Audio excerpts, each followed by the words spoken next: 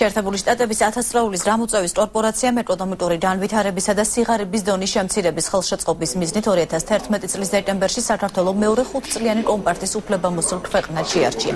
კომპარტის შემუშავების პროცესის წინასწარი მოლაპარაკებების პერიოდში საქართველოს მთავრობამ მთავარ პრიორიტეტად ადამიანურ სექტორში კვალიფიციური ტექნიკური სპეციალისტების და პროფესიონალების დეფიციტის აღმოფხვრა მიიჩნია. განათლების სისტემის განვითარების ხელშეწყობისთვის 140 მილიონი დოლარის გამოყოფა იგეგმება.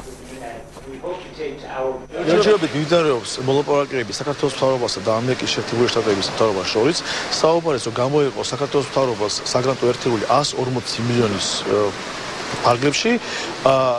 ხელმოწერილი იქნება ეს კომპაქტი ჩვენ ვიმედოვებთ წელს შემოდგომას. ეს არის მიმართული იმისთვის, რომ გაძლიერდეს და გაუმჯობესდეს ჩვენი საგანმანათლებლო სისტემა, როგორც საშუალო განათლება, ისე უმაღლესი განათლება. ერთ-ერთი არის ზოგადი განათლების განვითარების პროექტი, რომელიც მოიაზრებს ტრენინგებისა და მე-12 კლასების პედაგოგთა პროფესიული განვითარების სისტემის დახვეწას, ამავდროულად მოიაზრებს საკლასო ოთახის დონეზე შეფასების სისტემის დახვეწას, მოსწავლეთა შეფასების სისტემის დახვეწას.